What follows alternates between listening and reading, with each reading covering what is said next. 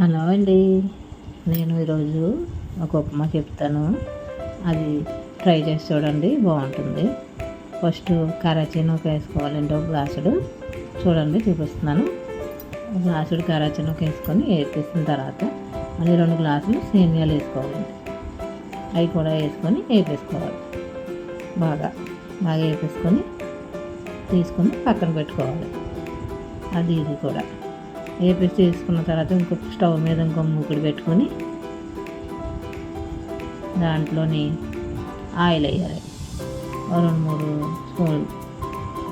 అది చిన్న గరిటె చూడండి, దాంతో 3 గరిటెలు వేస్తున్నాను. తర్వాత నూనె అయిన తర్వాత పోపు వేసుకోవాలండి. పోపు ఏంటంటే గుళ్ళు, తర్వాత పచ్చిశనగపప్పు ఉంటుంది కదండి, అది ఇంగ్రీడియంట్స్ దాన్ని బట్టి ఎన్ని పడితే దాన్ని వేసుకోవాలండి. పచ్చిశనగపప్పు వేస్తున్నాను. దాని తర్వాత సాయిమినపప్పు ఉంటుంది కదండి, తెల్లది, అదండి, అది వేసుకోవాలి.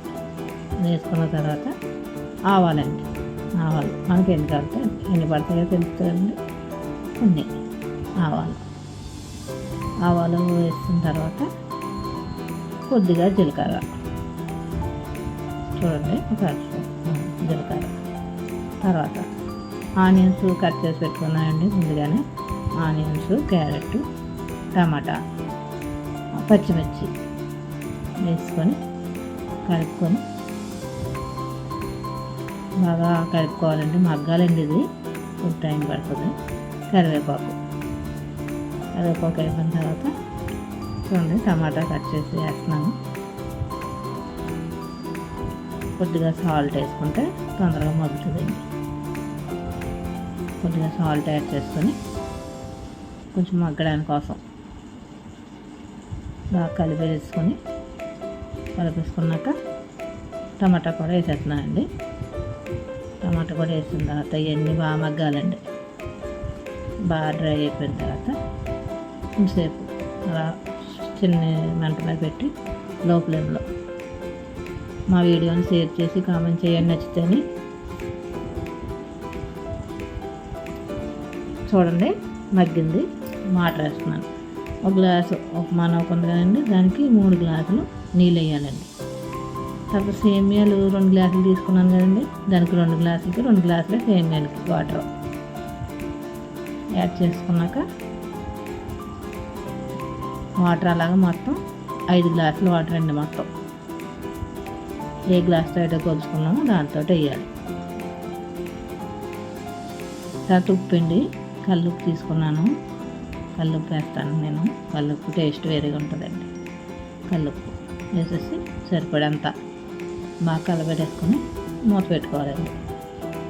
మూత పెట్టేసుకొని కొంచెం నీళ్ళు మరగాలండి. మరిగే వరకు మూత పెట్టేస్తున్నాను. చూడండి పెట్టేసాను. ఒక 5 మినిట్స్ పోతే నీళ్ళు మరిగిపోతాయి. అప్పుడు మంట చిన్నది స్లో ఫ్లేమ్లో పెట్టుకొని ముందు కరాచీనూక వేసుకొని కలిపేసుకోవాలండి. అలా కలుపుకుంటే వేసుకోవాలన్నమాట, ఉండగట్టేస్తుంది. అది ఇది వేస్తాను. దాని తర్వాత సేమియాలు వేస్తాను చూడండి. సేమియాలు అది యాడ్ చేసుకోవాలి ఒకసారి. తర్వాత కలిపేసుకోవాలి మొత్తం అంతా. మొత్తం బాగా మిక్స్ చేసుకున్న తర్వాత ఒకసారి కొంచెంసేపు మూత పెట్టేద్దాం. కొంతసేపు ఎంతో కాదు, 2 మినిట్స్లో అయిపోద్ది. ఒక్కసారి చూడండి అయిపోతుంది కూడా, దగ్గర పడిపోద్ది.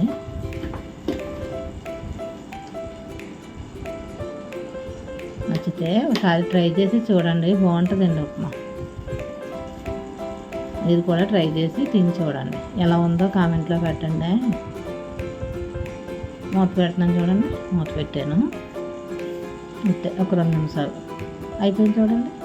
అంతే. బాగా కలబడేసుకొని స్టవ్ ఆఫ్ చేసేసుకోవడమే. అయిపోయింది. మొత్తం అంతా ఒకసారి మళ్ళీ మిక్స్ చేసేసుకున్న తర్వాత అంటూ అది లేకుండా బాగా కలబడేసుకొని అయిపోయిందండి. ఉప్మా రెడీ అయింది. అంటే మనం బొంబాయి రవ్వ ఉప్మా విడిగా సేమియాలు చేసుకుంటాం కదండి, ఇప్పుడు 2 కలిపి చేస్తున్నాను నేను. టేస్ట్ చాలా బాగుంటుందండి. చేసుకొని తిని చూడండి. అయిపోయింది, స్టవ్ ఆఫ్ చేసేస్తున్నాను. చూడండి, స్టవ్ ఆఫ్ చేస్తాను.